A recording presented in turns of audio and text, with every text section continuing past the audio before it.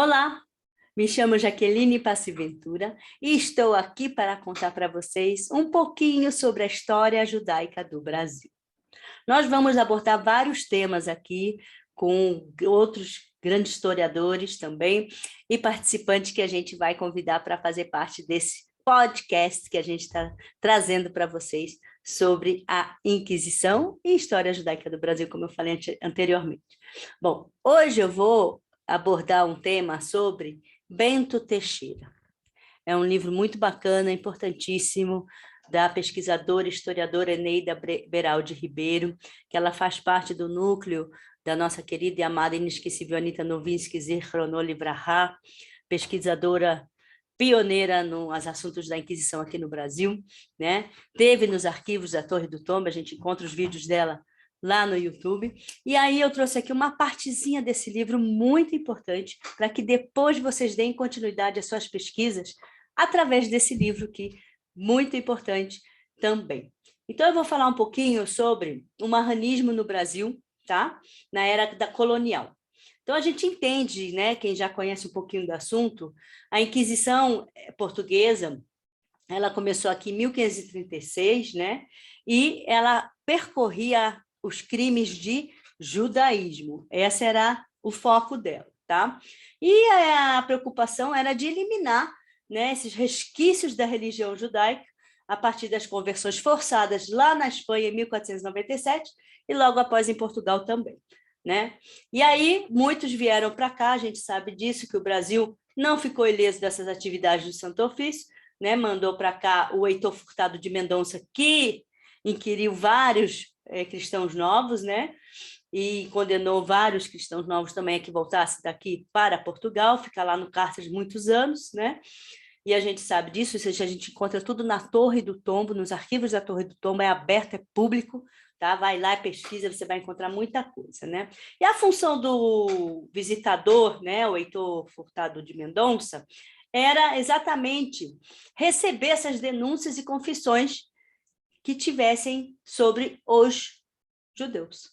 E as denúncias também vinham algumas bigamias e sodomias, blasfêmias, mas a preocupação deles não era muito com isso, não. Era realmente a doutrina judaica. Então, a gente tem aqui a história do Bento Teixeira, né? E eu vou contar um pouquinho para vocês.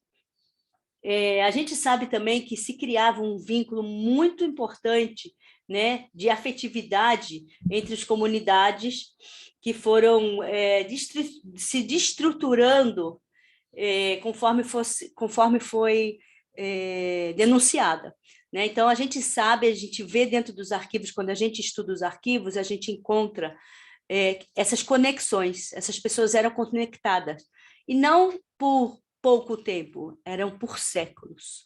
Tá? Isso é muito importante.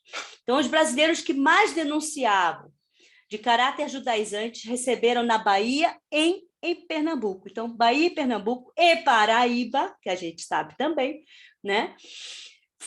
Receberam mais denúncias. Então, a gente tem aqui o João Nunes, o casal Branca Dias e Diogo Fernandes e seus filhos, o casal Heitor Antunes, Ana Rodrigues e filhos. A gente vai trazer também da Ana Rodrigues em breve.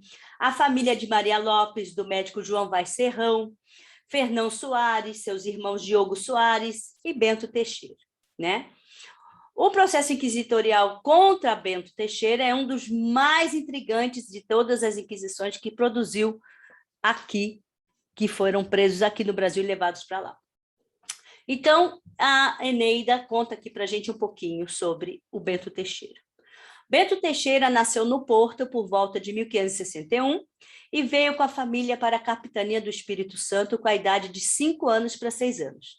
A sua mãe, Lianor Rois, ou Rodrigues, era cristã nova. A expressão pouco mais ou menos é frequente no processo, tá, gente? Dado isso, temos apenas uma ideia próxima da data dos acontecimentos, não as datas precisas, tá? O processo inquisitorial que a gente está lendo é do número 5.206, tá bom? Então, entre os anos 1572 e 1574, a família mudou para o Rio de Janeiro, quando Bento se aproximava dos seus 12 anos. A idade crítica, né, gente? A gente sabe, e a gente encontra muito isso dentro da Torre do Tombo, nos arquivos das imagens, essas passagens, quando chegava a 12, 13 anos, e os pais tinham que contar para os filhos que eles eram judeus e que tinham os costumes judaicos, era uma situação muito interessante e muito emocionante também, cheio de mistérios e cheio de histórias da família que vinham trazendo à tona a realidade de como eles viviam. Né? Uma criança de 12, 13 anos, de repente, falar, olha, você não é isso que você vive, tá? Você tem outros costumes que são milenares, e a partir de hoje você tem que cumprir esses costumes. Então, você imagina o choque que era, né? Essas crianças recebendo essa informação do que realmente elas eram. Então, já começava aí uma crise de identidade, vamos dizer assim, né? O que eu sou, na verdade. Então, essa crise ela se mantém muitas vezes até hoje, né? Dentro de alguns costumes que a gente encontra. Então, muitos deles a gente sabe que vão ter essas questões e que vai trazer, inclusive Bento Teixeira também fica muito dele, né, que a gente está falando, ele também teve essa crise e ele traz isso aqui nos seus autos, a gente lê isso nos autos. Então, vamos lá. Bento Teixeira recebeu a educação e a formação religiosa judaica de sua mãe quando ainda se encontrava com a idade de 13, que é bar mitzvah para meninos, para 14 anos, lá no Espírito Santo. Segundo ele, numa quinta-feira de Endoscensos, Bento Teixeira revelou o desejo que teve em acompanhar a procissão dos disciplinantes, ao que sua mãe conseguiu dissuadir. Mostrou ao menino que só existia um único Deus verdadeiro, criador do céu e da terra, e que os pregadores católicos criam, né, em idólatras, em ídolos, quer dizer. Os outros deuses, na opinião de Leonor Rois, eram demônios que tinham ouvidos e não ouviam, que tinham boca e não falavam.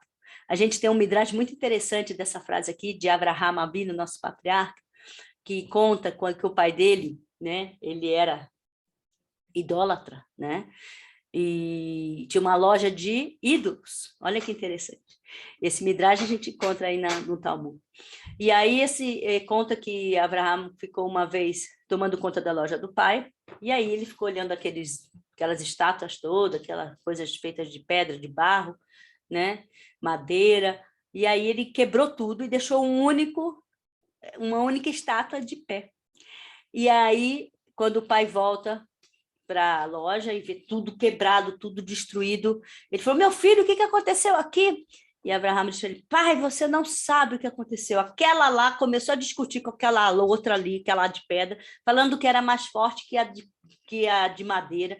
E aí começou uma confusão, o outro lá, que era de barro, se meteu no assunto. Foi uma crise absurda, e um começou a bater no outro e se quebraram e acabou acontecendo isso. O pai deu uma gargalhada, falou, mas meu filho, essas estátuas não falam e nem ouvem. Como que você pode falar que elas se moveram? E aí Abraham foi para o pai e falava, nem você acredita nisso, como é que você trabalha com uma coisa dessa? Né? Se você está falando que não ouvem, né? E nem falam, né? Nem tem boca, mas não fala, e tem ouvido, mas não ouve, então é daí que se vem essa frase que a gente encontra aqui dentro das imagens da Torre do Tombo, muito interessante, muito bacana ouvir que a Leonor Rodrigues fala isso para o filho dela, né? Então, isso é milenar, a gente carrega isso há muito tempo. E assim ela começa a ensinar ao filho o judaísmo, né? Argumentando que a nossa lei é a lei de Moisés, que era a melhor para a salvação da alma. Então, a gente vê aqui essas passagens de salvação da alma, é também uma mistura, né, vamos dizer assim, das outras crenças, né? A gente sabe muito bem que, graças a Deus, o judaísmo, a gente não cumpre as mitzvot por causa que vai salvar nossas almas, ou que, né, a gente cumpre a mitzvot porque é um mandamento divino e que faz bem para a nossa alma e que faz bem para o nosso corpo. Então, por isso cumprimos as mitzvot. Então, é muito interessante ver essa introdução, né, cristã dentro dessas falas, e a gente encontra isso em muitos arquivos, muitas imagens de vários cristãos novos, né? E várias vezes se repetem até convencer o menino Bento Teixeira, que passa a crer nos ensinamentos da mãe. Bom, suas orientações para que tirasse os sábados e domingos jejuando, não comendo senão à noite, para a guarda da lei de Moisés. A gente vê aqui também uma mistura, né, cristã. Nós não jejuamos na sexta-feira nem nos domingos, né? Os jejuns que a gente tem são alguns jejuns da Torá e outros são compilados pelos talmudistas, né? De relembrar a destruição do templo, etc. e tal, como 17 de Tammuz, Tisha B'Av, né? Que não são jejuns deoraita, que são vindos de Deus diretamente da Torá, e sim do Talmud, são derabanan, que a gente chama, que são rabínicas, né? Lei rabínicas. Bom, e ela também diz das segundas e quinta-feiras, que é muito interessante, que eu quero trazer isso para vocês, esses jejuns que traz várias vezes em várias imagens, segundas e quinta-feiras, e vocês sabem o que acontece segunda e quinta-feira nas sinagogas? Segunda e quinta-feiras nas sinagogas acontece a leitura da Torá. Então, toda segunda e toda quinta-feira se sobe 3 pessoas para, a gente chama Cohen, Levi, Israel, se não tiver um, chama 2 de cada, e aí sim vai, né, tem as suas regras lá, e vai ler a porção semanal da passagem da Torá, né? E como não se tinha, naquela época, não se podia ter, né, frequentar uma sinagoga, então segunda e quinta, para se lembrar que eram dias importantes, que era a leitura da Torá, se jejuava esses dias. Então, aqui está uma pesquisa assim, bem bacana que eu fiz e achei e é bem interessante. Bom, enfim. Então, aí falava que quebrava o jejum e se não fizesse o jejum ia nascer o dente de ouro e tal, enfim, e proibia comer peixe sem escamas. Aqui a gente vê o costume, né, de mais um nosso sobre a kashrut, alimentação, né, das leis alimentícias de kashrut, tanto da Torá também, a proibição de comer peixe sem escamas, né? Não é que você tem que comer a escama, né, gente? Vai tirar a escama e comer o peixe. Mas é o sinal do peixe, quando ele é kasher, é que ele tem que ter escama e barbatanas, tá bom? Então, esse aqui eles já cumpriam também, imagina, naquela época lá. Então, ele não podia comer peixe de couro, por exemplo, um cação, né, um bagre, um peixe de couro, não temos esse costume de comer. E eles também não tinham. Enfim, então ela contava para o filho que para ele fazer esses jejuns, porque Deus perdoava os pecados, né? Além de ter um grande merecimento para quem o fizesse o jejum. Então era para não esquecer realmente essas tradições que são milenares do nosso povo. Outras instruções que a mãe também dava, né, sobre a alimentação, era que não fosse afogada a carne, né, porque ofendia a Deus, olha que interessante. Com relação às orações, foi lhe ensinando que quando rezasse os salmos, não dissesse glória à Pátria, Filho e Espírito Santo, mas que louvasse o Senhor Deus, que havia tirado o povo do Egito. Gente, isso é maravilhoso, isso é maravilhoso. Mulheres corajosas, né? Mulheres corajosas. Tomando conhecimento da iniciação religiosa recebida pelo filho, o pai Manuel Álvares reagiu com grande violência. Colocando entre duas religiões tão antagônicas, o menino viu-se atirado num conflito que encontramos caracterizando anos mais à tarde. Foi como eu falei aqui no início, ele traz aqui essa dificuldade de saber o que sou, como sou e o que, né, pensar disso tudo. Puxa vida. Nas suas confissões perante os inquisidores, Bento Teixeira revelou que, nesse momento, não sabia se era judeu ou cristão. Bom, é interessante, então, notar que, nessa época, havia um núcleo de cultura judaica no Brasil. Presta atenção. São inúmeros os exemplos que Bento Teixeira nos dá em seus relatos, não só relativo à sua pessoa, mas a todos com quem ele convivia. Então, os judeus precisaram se adaptar às exigências do tempo, né, da sociedade, para buscar se sobreviver. Então, aqueles convertidos que vieram, criaram e professaram a religião católica sem manterem laço com a religião de seus antepassados, ficavam à mercê da possibilidade de serem vistos como traidores, de estarem agindo como a maioria dos marranos da colônia, e como tal foram perseguidos também pela ação inquisitorial. Então não adiantava, se você tinha um resquício do sangue infecto, né, de judeu, você era perseguido e levado à Inquisição, né? Então, nessas condições, Bento Teixeira, como tantos outros marranos, simularam uma forma alternativa e manteram a antiga religião. Ou seja, eles mantiveram a religião, mesmo sabendo que ia ser pego. Então, não adiantava se não ia. Então, eles resolveram que iam manter, sim, os costumes e as tradições milenares judaicas. São nossos heróis, né, minha gente? Né? Nossos heróis. Então, eles fingiam ser verdadeiramente católicos na rua e em casa, judeus. Por isso, não é de se estranhar o fato de que os marranos participassem como membros das irmandades religiosas, na maioria das vezes burlando os estatutos de pureza de sangue, indispensáveis à aprovação de seus nomes para ingresso nessas irmandades, que fossem grandes doadores de dinheiro para obras de pias, né? Que ajudassem em reformas nas construções das igrejas. A família de Bento Teixeira, gente, tinha diversos parentes na Bahia, que convidaram para lá se estabelecerem, uma vez que em uma situação econômica dos cristãos novos também poderiam ser algo favorável e podia ajudá-los, né? Então, na Bahia, eles tiveram muitos contatos com outros cristãos novos e que compartilhavam cerimônias e jejuns. O primo dele, o Antônio Teixeira, traduziu a Bíblia por dinheiro. É surpreendente que ainda em tenra idade, Bento Teixeira tivesse conhecimento profundos do latim para a tradução. A gente tem que lembrar também que era muito importante a educação das crianças. Então, desde cedo, eu aprendi a ler e escrever. Era algo muito por causa das orações, né? Então, para fazer as orações, você tem que saber ler e escrever, enfim. Então, eles já eram ensinados e educados e tinham esse dom aí de aprender as línguas. E ele sabia latim. Olha que interessante, né? E ele traduziu. Sabemos que a Bíblia da linguagem era proibida e a tradução poderia levá-lo à prisão. A questão do desejo de manter-se integrado a esse grupo constatava com o medo e a insegurança. A persistência na religião deveu-se ao papel desempenhado pela sua mãe, Tzadek Leonor Teixeira. E na Bahia, morrem seus pais.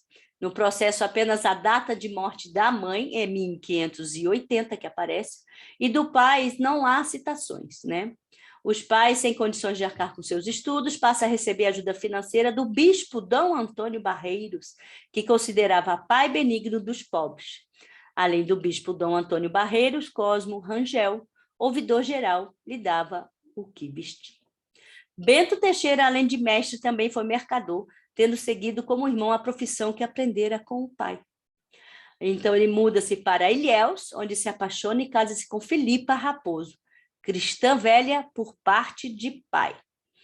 Foi em Ilhéus que montou a escola de latim, no engenho de Diogo de Meireles, também cristão novo, aproximadamente em 1585, ensinando latim e a doutrina cristã. Casado e com problemas financeiros, ele viaja então para Pernambuco, em Olinda, monta a escola de ler e escrever com a latinidade. De Ilhéus, manda trazer a sua esposa, Felipa Raposo, durante quase todo o período de sua vida de casada com Bento Teixeira. Esta mulher o traía com inúmeros homens, de forma pública. O marido confessa que era chamado de corno, bem como destacam os denunciantes de testemunhos. A gente lê isso dentro das imagens, né? A atitude adúltera da esposa levou Bento Teixeira a feri-la duramente numa discussão, causando-lhe, então, a morte. Com o assassinato de Filipa Raposo, Bento Teixeira homizia-se no convento de São Bento. E aí, minha gente? Que coisa, né? A história da vida já não era fácil, a vida das pessoas. Ainda vinha com essa daqui, tinha que ser bastante corajoso para dar continuidade, né? Bento Teixeira foi preso, né, em 20 de agosto de 1595 pelo Santo Ofício. Nunca respondeu pelos seus crimes de homicídio à esposa. Acabou pagando pelas ideias e posturas que não condiziam com as de um bom cristão, na visão da igreja da época.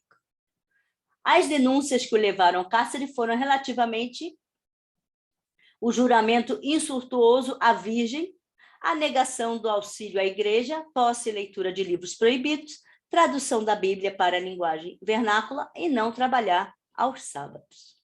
Bento Teixeira permaneceu no cárcere de Lisboa durante 4 anos. Você imagina, gente, até ele pega aqui, até ser mandado para Portugal. Ele é mandado ainda para Pernambuco, ele estava em Ilhéus, foi mandado para Pernambuco.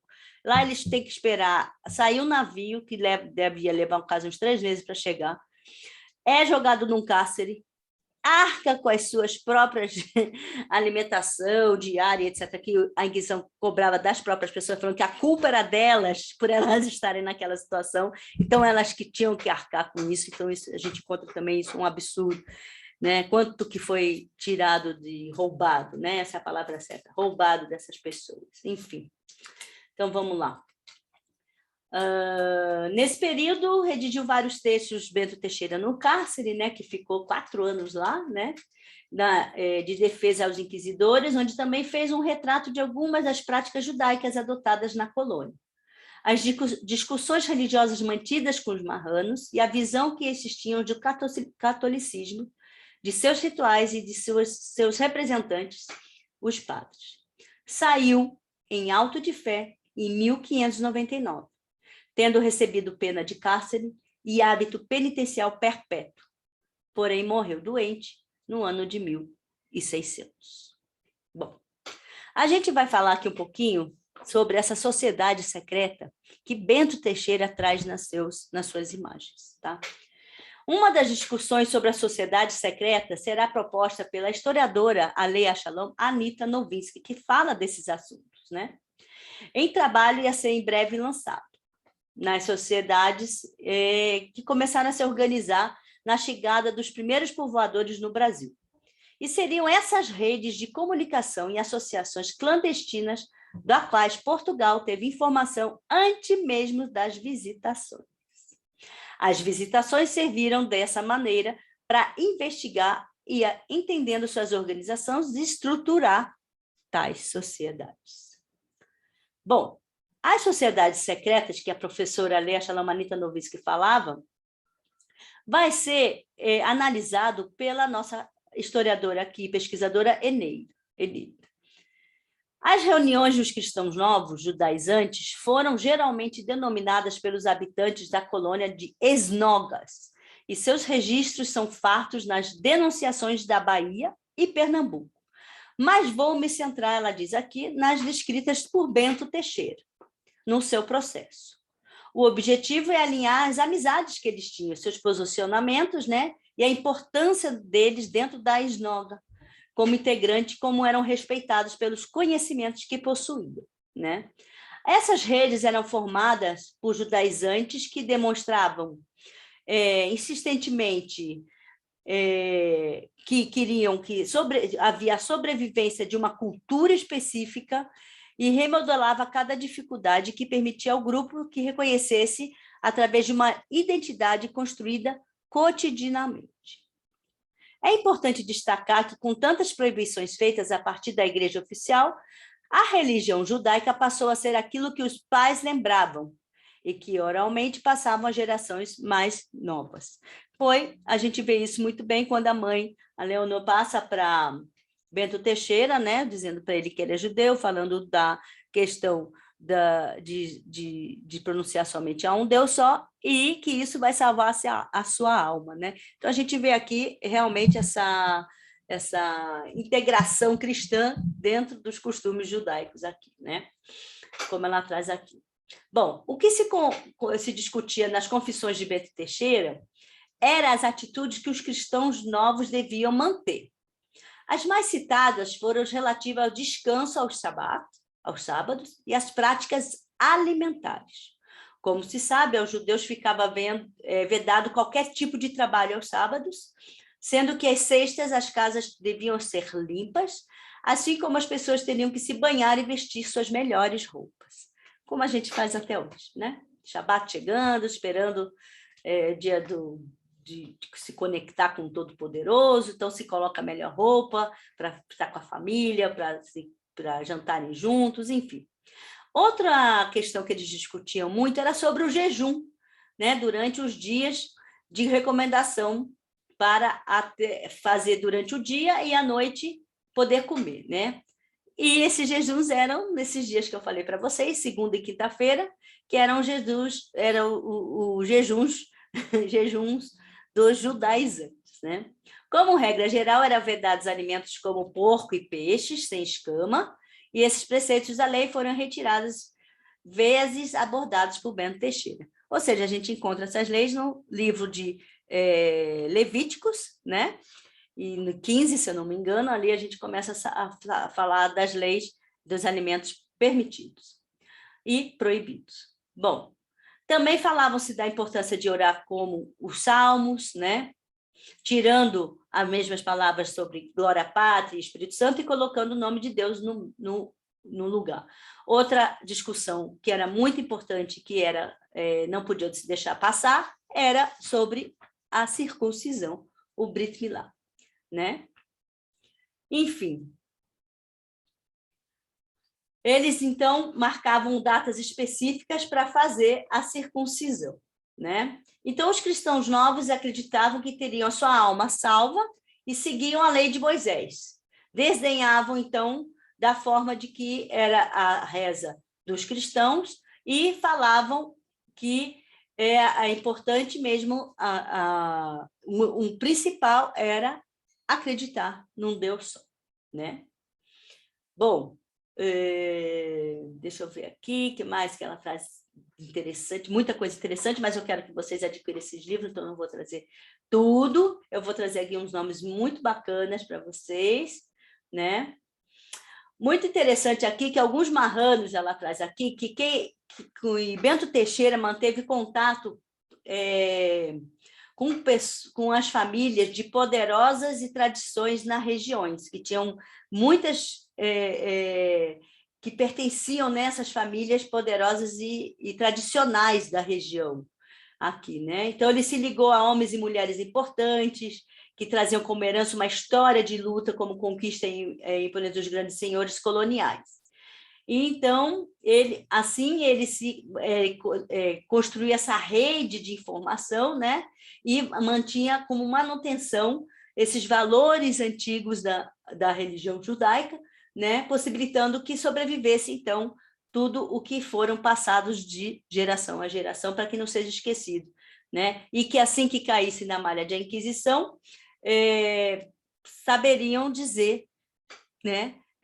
O que faziam e o que não faziam, para não se esquecer da antiga religião. Bom, e aí ele traz, obviamente, aqui a esnoga de Camaragibe, né? Eu ainda, infelizmente, não tive a oportunidade de estar lá, mas, se Deus quiser, em breve, pretendo muito. Quem mora aí em Pernambuco, dá uma passada, dá uma ligada lá, vai visitar essa esnoga de Camaragibe. Bom, vamos lá. Relativa à formação das sociedades secretas, as instituições de esnogas na colônia, as denúncias contra a família de Branca Dias e Diogo Fernandes revelaram-se de forma expressiva. Quase todos os seus elementos de família foram denunciados por viver na lei judaica, né?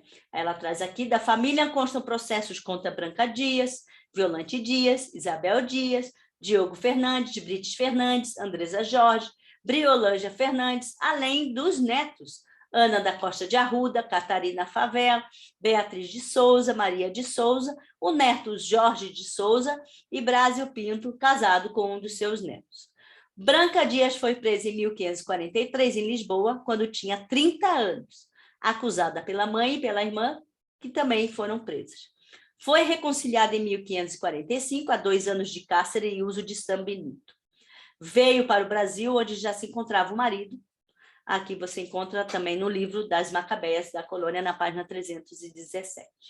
Bom, eles vêm para o Brasil, né? Em Pernambuco, montam seu engenho, e esse engenho ele é atacado e destruído pelos indígenas, né?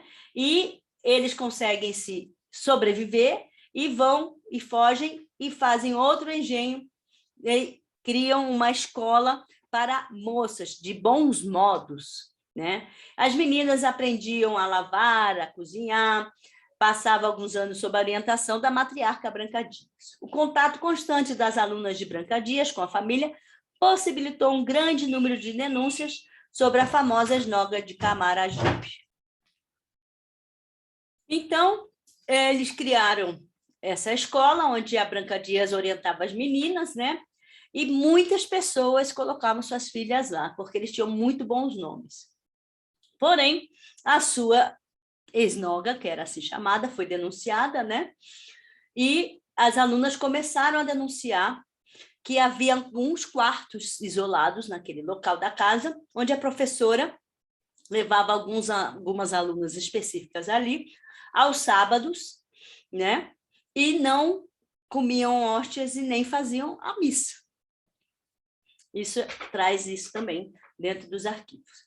Bom, vamos falar um pouquinho sobre essa conexão do Bento Teixeira e a família Fernandes, né? Bento Teixeira manteve, então, uma estreita amizade com Violante Fernandes, filha do casal, que à época da visitação já era falecida, né? Ela parece ter sido figura importante em sua vida. Bento Teixeira chegou a lhe ensinar os filhos homens e como ela praticou, ou seja, judaizou, discutindo sobre a lei em sua casa com as irmãs e com a filha. Ela foi apresentada por Diogo de Meireles, também judaizante, proprietário das terras onde Bento Teixeira havia posto escolas para moços, né? Então, após eles terem percebido que professavam a mesma fé, uma grande amizade cresceu entre eles. Violante Fernandes recebia em sua casa as irmãs Beatriz Fernandes, Inês Fernandes e Andresa Jorge e Bento Teixeira. Todos discutiam o papel das mulheres, a vinda do Mashiach e os costumes que seguiam pela guarda da lei de Moisés, né? Ela traz aqui, pelo relato de Bento Teixeira, também sua mulher Filipa Raposo, mantiveram uma escola desse caráter, ensinando moças. O mesmo fizera sua mãe, Liana Rodrigues, dando aulas particulares a filhas de cristãos novos no Rio de Janeiro. Ou seja, eram grandes professoras. Para aproximar a Violante Fernandes, Bento Teixeira, um dia em que dava aula à filha, manteve com ela o segundo diálogo. E eu vou trazer aqui o diálogo que ela coloca. Ainda que vossa mercê via em seus dias os filhos, que é uma das bênçãos que o Senhor lançava antigamente. Violante, por que agora não os lança? Bento Teixeira, dizem os cristãos que já isto é acabado. Violante, acabados haveria e os nossos bem principiados? Bento Teixeira, quando isso há de ser? Violante, espero eu no Senhor que pôs o seu nome em 4 letras, que antes que morta, os hei de ver os dias ditos bens. Ou seja, está falando da vinda do Mashiach e do nome de Hashem, Yud-Rei, Vav-Rei. Maravilhoso. Nossa, maravilhoso. Emociona, gente. É muito emocionante. E, por fim, eu quero trazer aqui para vocês, né, também sobre a importância de uma esnoga em motim, né? Foram também numerosas denúncias contra o casal Ana Rodrigues e Heitor Antunes, né? Este cavaleiro del rei e homem de confiança do governador-geral tornou-se exemplo do avanço neoconverso no Brasil. Tá?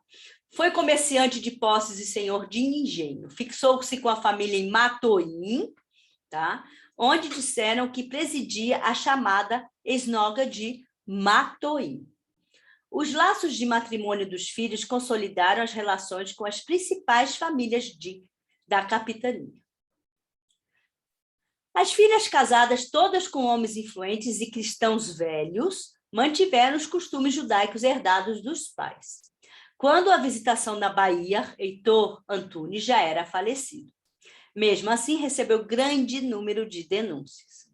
Ana Rodrigues, também vamos falar sobre ela aqui, já octogenária e muito doente, mas também teve contato com inúmeros denunciantes. Foi presa pelo Santo Ofício e levada a Lisboa em 1593. A provável morte pela fogueira, que deveria ter sido sua pena, não ocorreu, pois a anciã vem a falecer no cárcere 70 dias após a sua prisão. Ou seja, ela já estava condenada, né? Ela já estava doente, é óbvio que ela não ia aguentar. Deixando, então, frustrados os inquisidores que esperavam um grande acontecimento por Ana Rodrigues, que foi capaz de, na colônia, afrontar as regras estabelecidas e propagar o judaísmo entre as famílias. Tzadikim, mulheres justas, pessoas justas. Uau, nossos heróis, nossos heróis. Vou falar agora o Bento Teixeira e os Antunes, né, que é muito importante essa conexão. Fernão Ribeiro de Souza, cristão novo, que foi almoxarife do rei na Bahia, né? Ele foi o elo de ligação entre esses e os Antunes. Em sua casa discutiam também sobre a lei de Moisés, no qual acreditavam que era a salvação de sua alma, né? Fernão de Souza auxiliou Bento Teixeira ao lado de uma personagem como o nome de Lopo Fernandes, cunhado de Sebastião Faria, e ambos conseguiram dessa ajuda financeira para Bento Teixeira. Aqui, o Bastião de Faria era casado com Beatriz Antunes, filha de Heitor Antunes e Ana Ruiz, ou Rodrigues. Era proprietário dos engenhos herdados do pai e que, somados aos seus, os Antunes eram dos mais importantes da região do Rio Matoim. Os familiares eram apelidados de gente de Matoim ou gente de Bastião de Faria, o que significava, ao mesmo tempo, inveja e maldicência. Sebastião de Faria não foi molestado pela Inquisição, como o restante da família. Eram homens letrados, como Bento Teixeira possuíam livros, alguns inclusive proibidos, e os liam com frequência. Nuno Fernandes, filho de Ana Rodrigues, ao confessar sua culpa de visitador 1591, diz: sabendo que o livro chamado Diana era defeso ele, contudo, leu por ele muitas vezes, não lhe lembra quantas, e outra assim confessou que tem vídeo de metamorfoses em linguagem, não sabendo ter defeso, confessou mais que sabendo que euforzina é defeso. Leu ele uma vez, e sendo perguntado pelos livros, disse que somente tinha a hora o dito vídeo, e foi-lhe mandado que o trouxesse a esta mesa. Isso está escrito na imagem do arquivo dele, tá? Ou seja, estava perto ao lado, que está escrito aqui, de Bento Teixeira e de outros homens letrados e sabiam exatamente o que estava falando. A gente vai falar um pouquinho da família Lopes, né? A família Lopes, Leonor da Rosa e João Vaz Serrão, formavam um casal que manteve importantes laços com a família de Bento Teixeira. Leonor de Rosa era filha de Fernão Lopes e sua mulher Branca Roís, por denúncia, ou Rodrigues, né? Por denúncia de Maria Loba contra as filhas do casal, a 17 de agosto de 1591, chegou-nos a informação de que Branca partira com as filhas fugidas da Inquisição de Lisboa, onde ficara o pai, o Fernão Lopes. Mestre Afonso veio no navio que trouxe para o Brasil Mendes de Sá, terceiro governador-geral. Nesse mesmo navio estava Heitor Antunes, marido de Ana Rodrigues, denunciado como chefe da esnoga de Matoim. Mestre Afonso era cirurgião em Lisboa, mas pediu sua remoção para o Brasil, provavelmente por medo das perseguições que se faziam em Portugal. E foi responsável pelos doentes durante a viagem do Brasil. Durante as visitações, recebeu a acusação de açoitar um crucifixo e comer carne de frango em dia de doenças. As denúncias mais frequentes contra ela e as filhas foram relativas à guarda dos sábados, à manutenção de crucifixos embaixo dos colchões, ou no quintal onde lavavam as louças e a derramavam a água dos potes quando alguém da casa vinha a falecer. Costume até hoje que a gente faz quando falece um ente querido ou alguém dentro de casa, se a gente tiver um pote de água aberto, a gente tem que jogar fora esse pote de água, tá? Aqui também ele fala que a família ela nunca primou por seu comportamento cristão. O tio de Maria Lopes, Arinque Mendes, o Mouco, que era alfaiate, o mercador de pau-brasil, e sua mulher Violante, irmã de Branca Rodrigues, foram também denunciados pelo crime de judaísmo, tá? Aqui a gente tem Branca de Leão, filha do mestre Afonso, casada com Antônio Lopes Ulloa, era judaizante. O marido mantinha em seu engenho com o irmão Diogo Lopes Ulloa uma esnoga de judeus. Esse mesmo Diogo mantinha outra esnoga em sua casa, na cidade de Salvador, e teve um tio queimado. Foram ainda denunciados um primo de nome Manuel Lopes, que também fazia esnoga um sobrinho André Lopes Ulloa, que foi preso na segunda visitação. O filho do mestre Afonso e Maria Lopes Álvares Pacheco foi denunciado por referir-se com desprezo a uma epístola lida na igreja. E comia antes de comungar e gostava das festas religiosas dos hebreus.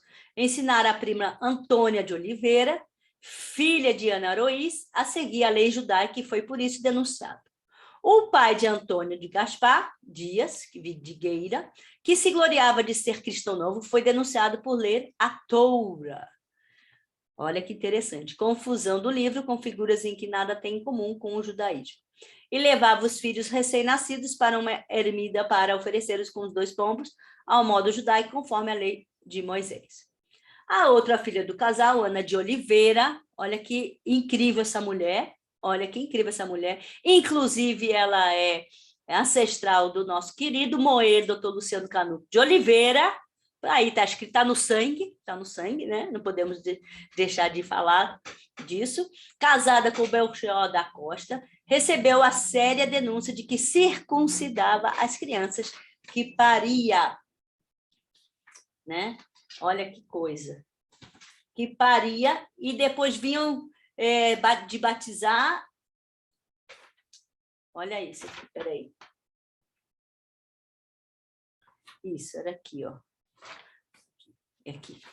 Que depois iam, e ela circuncidava as crianças, né?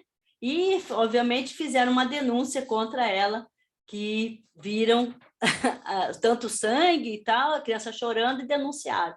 E quem circuncisava era ela, essa mulher maravilhosa aqui, Ana de Oliveira, Tzadek, mais uma Tzadek que está aqui, ó. Ela foi denunciada também porque comparecia à igreja sempre muito inquieta, com poucas reverência a Deus, correndo as contas dos textos entre os dedos sem rezar. João Vaz Serrão, médico, fora cuidar de Leonor Rodrigues, mãe de Bento Teixeira, quando essa adoeceu. Com ele estava a mulher Leonor da Rosa, esta última dissera a mãe de Bento Teixeira que, sendo setembro, era o mês em que também se jejuava. Mas como Leonor Rodrigues se encontrava enferma, foi a opinião de Gonçalo Nunes, cristão novo, de que essa missão seria de Bento Teixeira. Morta Leonor Rodrigues, Leonor da Rosa a amortalhou ao modo judaico, lavando-lhe o corpo, embrulhando-a em lençol novo. Bento Teixeira foi aconselhado a não chorar, pois a defunta ia bem-aventurada. Nossa, que maravilhoso, que maravilhoso. João Vaz Serrão carregava um caderno no qual tinha 7 ou 8 capítulos do Levíticos, que traziam as cerimônias judaicas em que certos dias do ano ele os lia e ele, a sua irmã, Caterina Mendes, casada com Antônio Serrão, irmão do mesmo João Vaz, cristão novo. João Vaz Serrão, quando tratava dos enfermos, dizia que as almas não poderiam ser salvas senão na lei de Moisés. Bento Teixeira ainda nos conta que, estando na casa de Maria de Peralta, cristã nova, neta de Maria Lopes, esta lhe pediu que traduzisse em português os 7 salmos de Davi, penitenciais sem glória à pátria, por terem sua tia Leonor da Rosa e sua avó Maria Lopes dito a ela que ele fazia alguns jejuns com elas e outras coisas da lei de Moisés e que por isso podia confiar nele. Minha gente, que coisa maravilhosa! E para terminar, a rede era muito extensa de conexões e Bento Teixeira voltou no tempo para iniciar sua confissão de judaísmo e deu informações novas. Relatou sobre os marranos com as quais se comunicou por volta de 1574 e 1575, ainda no Espírito Santo. Para estes, a discussão sobre circuncisão era comum. Ele cita os nomes de Francisco Lopes e Francisco Mendes, que teriam circuncidado um ao outro e convencido Bento Teixeira a fazer o mesmo. A circuncisão só não ocorreu porque o pai de Bento descobre a tempo e os denuncia. Outra figura a participar dos jejuns e discussões na casa de Leonor Rodrigues, a mãe do poeta, foi Ana Tristão, que teria, por sua vez, circuncidado o marido Gomes Anis. Bento Teixeira contou aos inquisidores que, adulto, ao adoecer na casa do padre Simão de Proença, recebeu Antônio Nunes, cirurgião que o vieram curar, acompanhado de Rodrigo da Costa. O padre pediu a Rodrigo que o alegrasse com a viola e que o cirurgião o curasse. Mas este arrematou dizendo que a cura da enfermidade nas partes secretas apenas se daria com o corte do seu pretício. Ao que Bento Teixeira respondeu preferir a morte ao tal dor. Antônio Nunes, diante da negativa, argumenta que o corte traria 2 proveitos, a cura e a circuncisão, e que ele próprio era circuncisado. O padre, perguntando sobre a circuncisão, disse que antes que Deus desse a lei de Moisés, muitas centenas de antes havia que tinha feito pacto com Abraão, que ele e todos que dele descendessem haviam de se circuncidar, para se extremarem os gentios, e que este era a causa dos judeus se circuncidar. É maravilhoso, muito bonito. Né? Bento Teixeira, então, por essa razão, a razão da circuncisão diz: há de que o Senhor Deus o que queira para atalhar aos deleites sensual e apetite da carne, porque tendo o prepúcio fora, não provoca tanto a pessoa ao deleite da carne. Ainda no Espírito Santo, homens e mulheres se reuniam na casa de Leonor Rodrigues, mãe de Bento Teixeira, para lhe ouvir e dela aprender coisas de judaísmo. Dentre eles estavam Manuel Estevão, cristão novo, mercador de vinho com Clara Nunes, que, pela informação de Bento Teixeira, foi presa pela Inquisição e que saiu com hábito penitencial. Além deles, Diogo Rodrigues, cristão novo, mercador, Gomes de Ávila, cristão novo, e Diogo Hernandes, também cristão novo. Manuel era primo e segundo grau de sua mãe e acreditava que Bento Teixeira pudesse ser o novo guia dos marranos no Brasil, deixando clara a ideia que os ensinamentos da mãe, que Finurabi virá a ser esse nosso sobrinho. Uau! Essas pessoas se encontraram pelo espaço de 1 ano, período em que praticavam nas coisas da lei, sendo da opinião expressa por Gomes de Ávila que a lei de Cristo era melhor, mas por honra e opinião, que por razão, que os pregadores sabiam a verdade como os judeus, mas não ousavam de a dizerem por medo do Papa. Diogo de Escobar, juiz ordinário e lavrador de cana, alugou as casas em que a família de Bento Teixeira morou. Por ser cristão novo, casado com mulher cristã velha, entregou a educação da filha, Antônia Paz, para Leonor Rodrigues, que a iniciara nas coisas da lei e histórias do Testamento Velho. A mãe de Bento Teixeira teve papel determinante em sua educação, como aconteceu inúmeras vezes a outras mulheres. Mas é a passagem curiosa que de Bento Teixeira relata sobre o padre Simão de Proença, então morador de Porto Seguro, que ele conheceu em uma viagem de negócios. Era amigo de seu primo Rui Teixeira e agasalhou-se nessa viagem.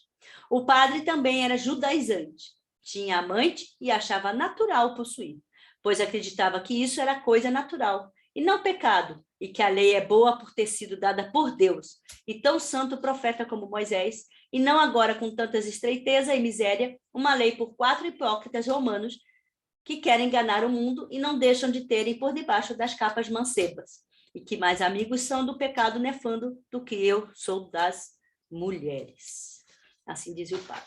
Enfim, o padre também se refere a Davi e Salomão, né, que também tinha outros relacionamentos com outras mulheres, e isso não agradou muito o Bento Teixeira, não, né?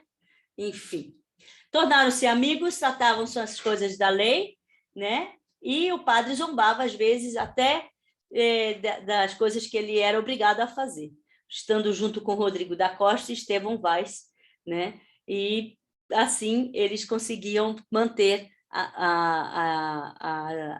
tradições judaicas bem vivas em seus encontros, né? Bento Teixeira ainda manteve contato e recebeu ajuda financeira para os estudos de Baltazar Pereira, o mercador, em certa ocasião, pagando por uma roupeta a ele. O agradecia por lhe haver ensinado tanto sobre a lei que o ajudava, porque Deus determinara que os ricos fizessem bens aos irmãos pobres. A prisão levou o poeta à morte. Calou uma das vozes mais interessantes do Brasil colonial. Seus escritos nos comprovam suas penitências e resistências a uma realidade que excluía, sob pretexto religioso, diferença, o pensamento discordante, a crítica, a tomada de atitude. Assim termina Eneida Beraldi Ribeiro, sobre essa pesquisa de Bento Teixeira.